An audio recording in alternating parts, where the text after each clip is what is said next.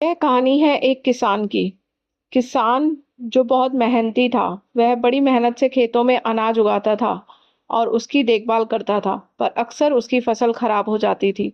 कभी सूखा पड़ जाता था, कभी बाढ़ आ जाती थी, कभी तेज धूप, कभी आंधी। कोई ना कोई कारण की वजह से उसकी फसल खराब हो जाती थी। एक दिन वो किसान पेड़ के नीचे बैठकर अपनी बर्बाद हुई फसल को देख रहा था और तभी वो गुस्से में आसमान की तरफ देखकर ईश्वर से कहता है, मालिक, लोग तुझे महान मानते हैं, सर्वज्ञानी मानते हैं, सबसे बड़ा मानते हैं और कहते हैं कि आप सब जानते हैं। लेकिन मुझे लगता है कि आपको कुछ भी नहीं पता। मुझे लगता है कि आपको तो यह भी नहीं पता कि फसल कैसे उगाई जाती है।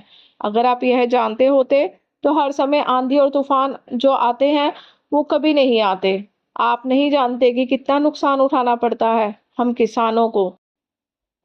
अगर मेरे हाथ में शक्ति होती कि जैसा मैं चाहूँ वैसा मौसम हो जाए, तो फिर आप देखते कि मैं अपनी फसल को कितने अच्छे तरीके से उगाता।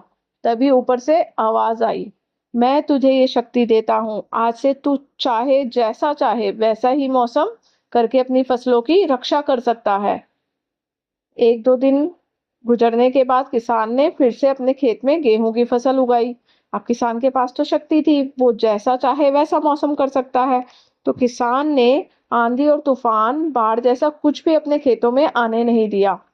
अब वो जैसा चाहता था वैसा ही मौसम कर सकता था। किसान ने आंधी, तूफान, बाढ़ को खेतों में नहीं आने दिया, तो उसकी फसल को नष्ट होने से उसने हमेशा बचाए रखा। और उस साल उस किसान के खेत में ऐसी फसल हुई जो पहले कभी नहीं हुई थी। मन ही मन वो किसान बहुत खुश हो रहा था। साथ ही साथ यह सोच रहा था कि ईश्वर को बताऊंगा, इसे कहते हैं शक्ति का सही इस्तेमाल करना। कुछ दिनों बाद वह किसान बहुत परेशान हो गया और जोर-जोर से चिल्लाने लगा, ईश्वर को पुकारने लगा और जोर-जोर से चिल्लाते हुए कह रहा था कि शायद तूने मुझे भगवान कोई सजा दी है। तभी ऊपर से एक आवाज़ आई कि मैंने तुझे कोई सजा नहीं दी, बल्कि इसके ज़िम्मेदार तो तुम खुद हो।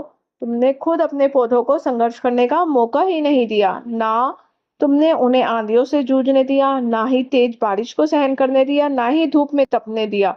एक भी चुनौती का सामना तुमने तुमने अपने पौधों को नहीं करने दिया, इसलिए तुम्हारे सारे पौधे अंदर से खोखले रह गए।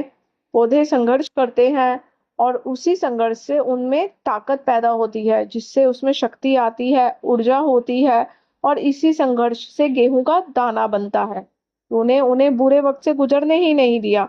जहां उनका जन्म होता है, सारे पौधे इसलिए रह गए खोखले, क्योंकि तुमने अपने पौधों को संघर्ष नहीं कराया। यही चीज़ दोस्तों हमारे साथ भी होती है।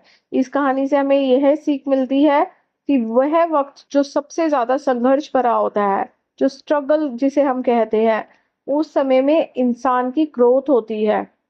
कोई मूवी बनाता है, तब वो डायरेक्ट सबसे डिफ़िकल्ट रोल अपने बेस्ट एक्टर को देता है। तभी तो आपको ऐसा लगता है कि आपकी ज़िंदगी में जो भी तकलीफ़ें आती हैं, जो भी स्ट्रगल आता है, अगर आपको ऐसा लग रहा है कि वो आपकी किस्मत ख़राब है या आपको बहुत ज़्यादा तकलीफ़ मिल रही है, तब आप खुश हो जाइए, क्योंकि ईश्वर ने यह सारी प्रॉब्लम्स आपकी लाइफ़ में क्यों दी हैं। आपको यह सोचना चाहिए, ईश्वर ने आपकी ज़िंदगी में जो भी प्रॉब्लम्स दी हैं, उसे पता है कि आप इन प्रॉब्लम से पार करके आगे निकल सकते हैं। और ज़रा सोच के देखिए, अगर आपकी ज़िंदगी में कोई प्रॉब्लम ही ना हो, कोई संघर्ष ही ना हो, तब ज़िंदगी जीने में कैसा मज़ा।